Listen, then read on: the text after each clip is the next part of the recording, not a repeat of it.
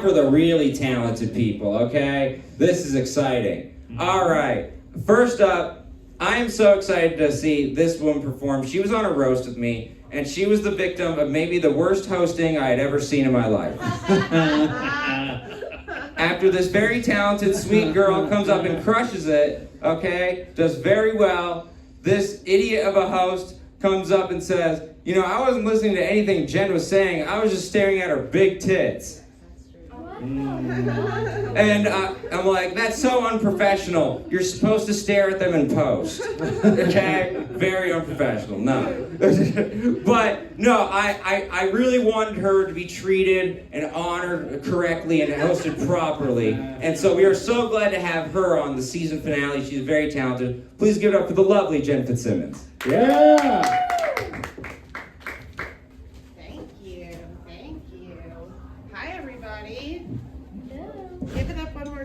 Give it up one more time for Eric. Eric, I really like your scarf. It gives you much more of a Tiny Tim vibe than normal. I did bring you something today to celebrate your season finale. You're so sweet. Eric Abbenante versus the world. It's a life-size achievement award. Thank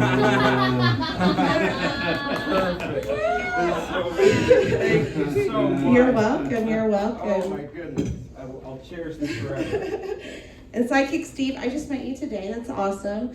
You do look like you know where to sell scrap metal in town, and also where the best burritos come from. And that's a compliment, both of those things. You also look like you turned water into Cora's Original. I try. I was really disappointed to learn that you were a plumber. I was convinced that Sidekick Steve owned a karate dojo in a strip mall next to Kohl's. I was very excited. No, you need full sleeve tats to do that. Close. I was really ready to do some karate with you in the parking lot later, but we can still try. It's okay. We can still try. Let's smoke weed and do karate in the parking lot. We'll just try the merchandise and get weird in the parking lot. I'm ready. We are. So excited to be at a dispensary. Like, as a pothead, I have to be very careful. What could go wrong? I could get myself in an Augustus Gloop situation very quickly. And it is cheap to call Eric an Oompa Loompa, but I am going to do it. Sorry, couldn't help myself. Tomorrow is Martin Luther King Jr. Day, so yeah, good job. He had a dream to let everybody off school. So,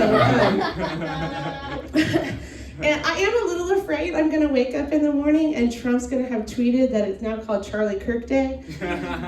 If that actually happens, though, I'm buying a lottery ticket because I've been saying it all week as a joke. And the closer we get to it, the more scared I am, to be fair. My dad is always mad at the news. I mean, I think anyone who's watched the news gets mad at the news. But now that I'm a stand-up comedian, he always thinks he can write news jokes for me. They're just not funny. It's just what he's mad about on the news. So he'll call me and go, Max, got a joke for you. It's like, okay. And he's like, did you see what Trump tweeted at 3 a.m.? I'm like, no, tell me. And he just rattles it off and he's like, ha, right? And I'm like, what's the joke? And he's like, you don't get, okay, just say this. And he'll like read me something else. And he's like, just say that, they'll know what you mean. I'm like, I don't even fucking know what you mean, bro. Like, what are you talking about? That's crazy. I'm a mom. I have 2 kids. Another reason to be excited, school's off tomorrow. I have 2 kids. My daughter is in 3rd grade. So this year she started bringing home math homework. And to be fair, I would have rather she brought home drugs. Because I know how to do those. I'm not so good at math. My daughter also has ADHD. She was diagnosed with ADHD this year, which is hereditary. I have ADHD. My dad has ADHD. Fun fact, my dad is a big fan of weed. I'm a big fan of weed. And my daughter the other day asked me how many ants I thought it would take to carry her away. So, she gets it. It's a vibe. I didn't know that smoking weed would prepare me for motherhood the way it has. Another thing the war on drugs got wrong. The other day we were coloring and my daughter asked me if a dragon and a dog had a baby, what sound would it make? And I was like, fuck, something like Ralph. And she was like, yes, yeah. How do you spell that?